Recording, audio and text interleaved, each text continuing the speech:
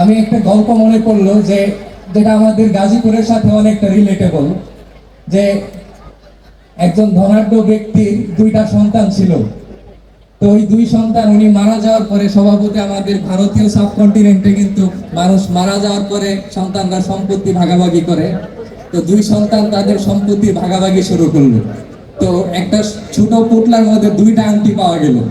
তো একটা ছিল ডায়মন্ডের আংটি, আরেকটা ছিল সিলভারের আংটি। তো বড় ছেলে স্বভাবত একটু চালাক ছিল। তো সে বলতেছিল যে এটা যেহেতু আমাদের বংশীয় পরম্পরায় আসে, আমি যেহেতু বড়, ডায়মন্ডেরটা আমার, সিলভারেরটা তোমার। তো সে ছোট ছেলে সব স্বভাবত সে মেনে নিল যে ইটস ওকে, নো প্রবলেম। তো বড় ছেলে প্রতি সিজন চেঞ্জ হয়ে বর্ষাকাল গ্রীষ্মকাল তার কিন্তু অসুস্থতা বাড়ে। সে স্লিপিং পিল নেয়, একটা সময় হচ্ছে যে তাকে মানে হচ্ছে যে ইলেকট্রিক শকেও সে ঘুম আসে না। আর ছোট ছেলে সে সারাদিন কল্পনা করে যে আমার বাবা তো জ্ঞানী লোক ছিল, এই সিলভারের আংটিটা কেন রেখে গেল, there is a reason behind it. তো সে দেখলো যে আংটির মধ্যে লেখা আছে যে ইট উইল চেঞ্জ। তো সে যখনই কোনো বিপদে পড়ে সে দেখে যে ইট উইল চেঞ্জ, সে বলে যে না, দিস ইজ নট পার্মানেন্ট, এই বিপদটা চেঞ্জ হবে। আবার যখন কোনো ভালো মোমেন্টও আসে সে এত অতি উৎসাহী হয় না যে ইট উইল চেঞ্জ। তো আমরা যেটা দেখছি আমাদের স্কুল আগে যা ছিল এখন কিন্তু অনেক পরিবর্তন হয়েছে। এবং স্পেশালি আমি যেটা দেখছি যে আমাদের যে ইউথরা যেটা করতে পারছে, যে আমাদের যে একটা অ্যালামনাই অ্যাসোসিয়েশন হবে, আমরা সমস্ত মানুষ একসাথে উপস্থিত হব, এটা কিন্তু এত সহজ না। এটার পিছনে অনেক সমালোচনা এবং অনেক বাধা বিঘ্ন পার হয়ে কিন্তু এই পর্যন্ত আসছে। তা আমরা যদি বিশ্বাস করি যে ইট উইল চেঞ্জ, আমাদের স্কুলও এক সময় চেঞ্জ হবে। এবং আমরা যারা আছি আমরা কিন্তু হচ্ছে যে এখানে প্রথম সারি থেকে শুরু করে যারা আছে এখানে হচ্ছে সমাজের সর্বোচ্চ লেভেলের মানুষজন আছে, তো সবাই কিন্তু এই স্কুল থেকেই পড়ে গেছে। তো এভরিথিং চেঞ্জেস, এবং আমরা বিশ্বাস করি যে এখানে অনেক ডেভেলপমেন্টের গল্প হয়েছে, যে আমাদের বিল্ডিং থাকবে, আমাদের টিনের ঘর থাকবে না। অবশ্যই আমাদের অনেক পরিবর্তন হবে। আমি একটা চমৎকার মানে গল্প শুনলাম যে আমাদের সদ্য আউল ব্যাপারে আঙ্কেল বলতেছিল যে এখানকার ইনকাম আসছে কাঁঠাল থেকে। কিন্তু আমরা যদি বলি যে আমাদের নেক্সট তেলিহাটি স্কুলের, যে আমাদের কিন্তু আগে যে গাছপালা ছিল অনেক গাছ কিন্তু কমে গেছে। আমরা অ্যালামনাই অ্যাসোসিয়েশনের পক্ষ থেকে যাতে স্কুলটাকে একটা সাস্টেনেবল জায়গায় নিয়ে যাওয়া যায়, এরকম হচ্ছে যে গাছ লাগানো, প্লাস হচ্ছে যে এখানে কিন্তু অনেক প্লাস্টিকের ব্যবহার হয়েছে। তা আমরা যদি জানি যে 2050 সালে কিন্তু সমুদ্রে মাছের চেয়ে বেশি হয়ে যাবে প্লাস্টিকের বোতল।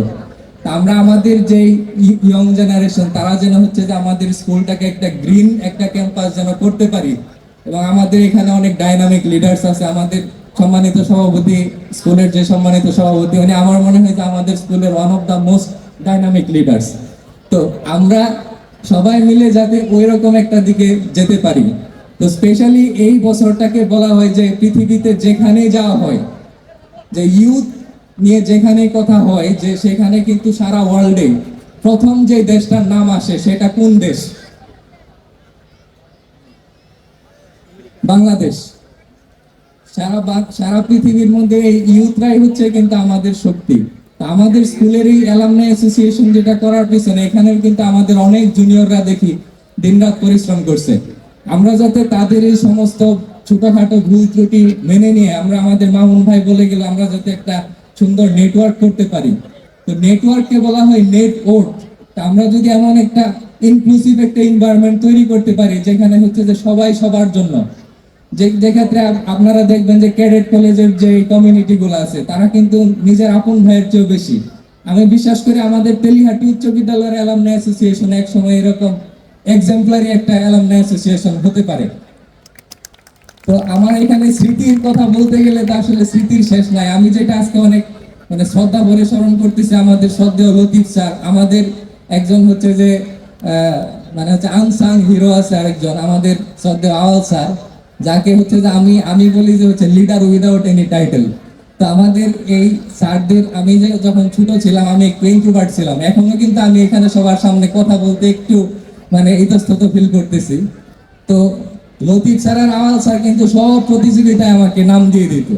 তো এই নাম দেওয়ার পরে কি হইতো, আমরা কিন্তু খুব কমপ্লিট ফাইট করতাম। আমরা তেলিহাটি স্কুল যখন দেখা গেল যে জাতীয় শিক্ষা সপ্তাহে যাইতাম, আমার এখনো মনে আছে আমরা কিন্তু ঢাকার বড় বড় স্কুলের সাথে ফাইট করে আমরা অ্যাওয়ার্ড নিয়ে চলে আসছিলাম।